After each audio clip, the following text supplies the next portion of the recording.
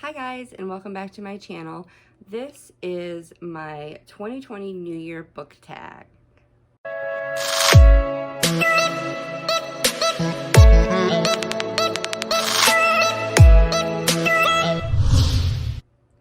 So, this tag was originally created in, I believe, 2017 by Bookables. I will link the original video down below. So there's some questions that I'm going to answer. I know it's already February and I probably should have posted this video, in January, but I just saw the tag and thought it would be a fun idea to do it. So the first question is, how many books do you plan to read in 2020?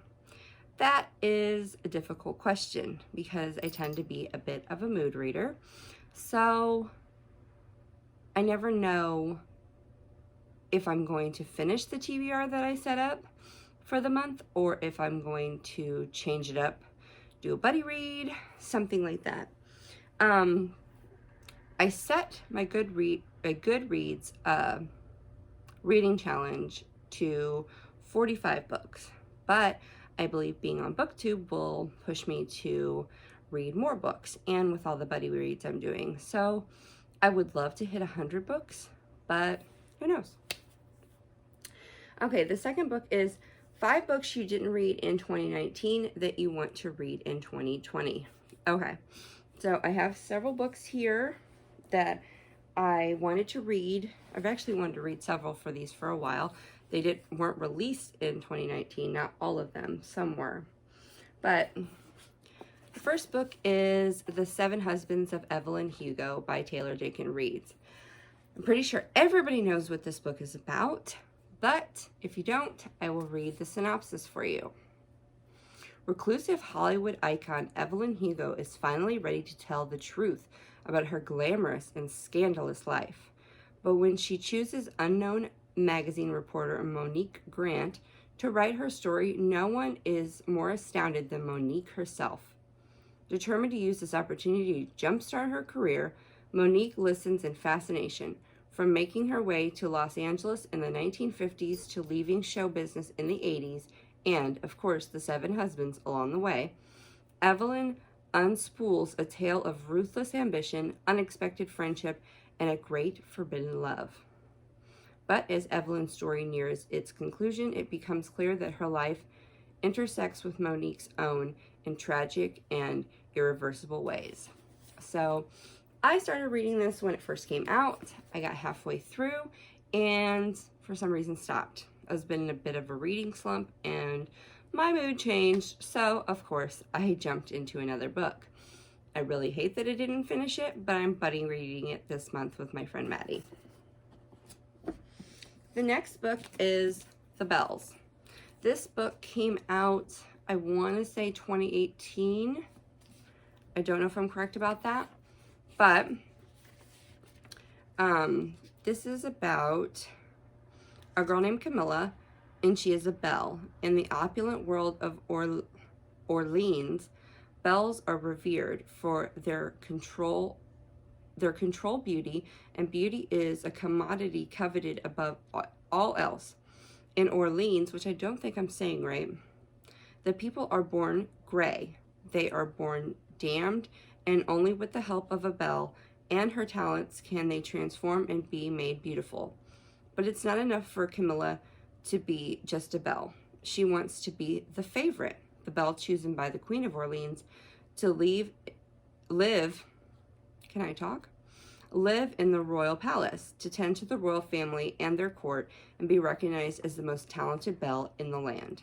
But once Camilla and her belle sisters arrive at court, it becomes clear that being the favorite is not everything she always dreamed it would be.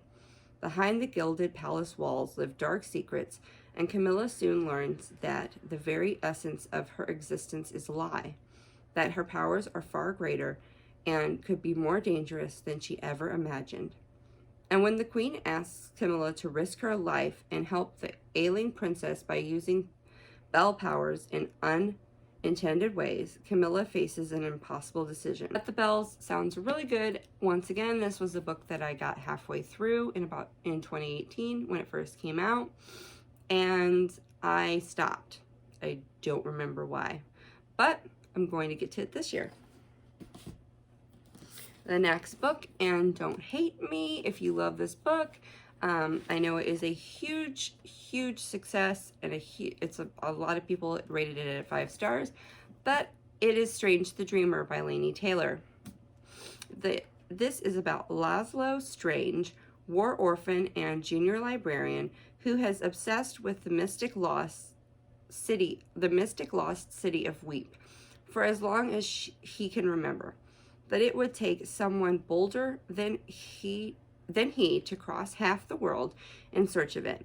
Then a stunning opportunity presents itself in the person of a hero called the God Slayer and a band of legendary warriors, and he has to seize his chance or lose his dream forever. What happened in Weep 200 years ago to cut it off from the rest of the world? What exactly did Godslayer slay that went by the name of God? The answers await in Weep, but so do mysteries, including the blue-skinned goddess who appears in Laszlo's dreams. How did he dream of her before he knew she existed? In this sweeping and breathtaking novel by National Book Award finalist Laini Taylor, the shadow of the past is real as the ghosts who haunt the citadel of murdered gods fall into a mystical world of dread and wonder, moss and nightmares, love and carnage. Welcome to Weep. So, I've been wanting to read this since it came out.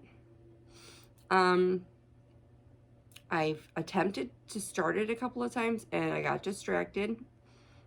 I'm a mood reader, so you're seeing a pattern here. I get distracted quite easily. But I plan to read this book this year and the sequel to it. I don't know if there's a third book. I will have to look that up, but this sounds really good. Okay, and the next book is, once again, another book everybody loves, Illuminate. And this is by Amy Kaufman, I always want to say her name wrong, and Jay Kristoff. And I believe everybody pretty much knows what this is about. It's about a girl named Katie and Ezra, and they get, basically the planet gets invaded by, I'm assuming aliens, I don't know, or maybe there's 2 rival, it says mega corporations blank and blank, who are at war over a planet that's a little more than an ice-covered speck at the edge of the universe. Too bad nobody thought to warn the people living on it. With enemy fire raining down on them, exes Katie and Ezra, who are barely even talking to each other, are forced to fight their way into the evacuating fleet with an enemy warship in hot pursuit. But the warship is the least of their problems. A deadly blank has broken out and is mutating with terrifying results. The fleet's AI, which should be protecting them, may actually be their enemy. And nobody in charge will say what the blank is going on. As Katie hacks into a tangled web of data to find the truth, it's clear only one person can help her bring it all to light, the ex-boyfriend she swore she'd never speak to again. And this is told in mixed media. So, as you can see, it's in IMs, it's in medical reports, it's in documents, it's even in like crazy pages like this. And I also heard the audio book is really great, so I can't wait to read this one. This is on my February TBR, and I'm hoping I will get to it. The final book came out last year, and it is Sorcery of Thorns by Margaret Rogerson. She wrote the book An Enchantment of Ravens, which I loved, and so I was so excited for this book to come out. Unfortunately, I got it and then just didn't read it. And it says, all sorcerers are evil. Elizabeth has known this as long as she has known anything. Raised as a foundling in one of Ostermeers, great libraries. Elizabeth has grown up among the tools of sorcery, magical grimoires that whisper on the shelves and rattle beneath iron chains. If provoked, they transform into grotesque monsters of ink and leather. She hopes to become a warden, charged with protecting the kingdom from their power. Then, an act of sabotage releases the library's most dangerous grimoire. Elizabeth's desperate intervention implicates her in the crime, and she is torn from her home to face justice in the capital. With no one to turn to but her sworn enemy, the sorcerer Nathaniel Thorn, and his mysterious demonic servant, she finds herself entangled in centuries-old conspiracy. Not only could the great libraries go up in flames, but the world along with them. As her alliance with Nathaniel grows stronger, Elizabeth starts to question everything she's been taught about sorcerers, about the libraries she so loves, even about herself. For Elizabeth has a power she has never guessed, and a future she could never have imagined. So, I've heard mixed things about this. Some people who don't like romance tend to shy away from this book, but I love a romance, especially in a fantasy setting, and this has libraries in it, so who couldn't love it? So, those are the books that I plan to get to this year. And question 3, what genre do you want to read more in 2020? I would have to say contemporary, contemporary romance especially, because, hold on a second, I need a drink. Water. But anyway, contemporary, especially like contemporary romance. Some of my favorite booktubers are big contemporary fans. I tend to be more of on the fantasy side, and I kind of want to broaden my horizons. I'd also like to read a couple of nonfiction books this year, and really about Greek mythology and Egyptian mythology and Norse mythology, and probably a couple other books that are biographies. So, I don't know. I hope to get around to that. Question 4 is name 3 non-book related goals you have for 2020. Ooh, this is a hard one. The first one is to definitely continue to lose weight. I found out in June of 2019, that I have type 2 diabetes. So I have to watch what I eat, and I have to take my blood sugar regularly. It's pretty much under control. I don't need insulin, which is, I thank God every day for that. But I do want to continue to lose weight. I've lost 24 pounds so far, and I'm excited to lose more and to get more healthy. The second thing would be to probably, I really want to do some renovations on my house. We just moved here. We are renting at the moment, but we are going to be buying this home. So I'd like to paint, and we only have 1 bathroom, and there are 5 of us that live here. So I would really like to add on another bathroom. And I know my husband's going to add a new porch on, because the porch that leads out of our bedroom is a nightmare. I don't even want my son to walk on it. And I think the last goal would be probably to have more time with my husband. He works a lot. So, and we have a 6-year-old son who will not sleep in his own bed.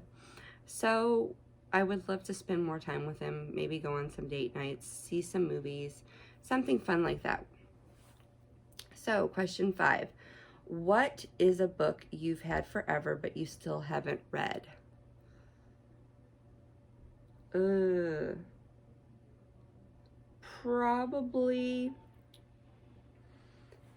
probably gonna go with either The 7 Husbands of Evelyn Hugo again, or The Bells, because I have had them for a long time and I haven't got to them, and really intrigued by. Okay, number 6 is name 2020 in 1 word. What would I name 2020 in 1 word?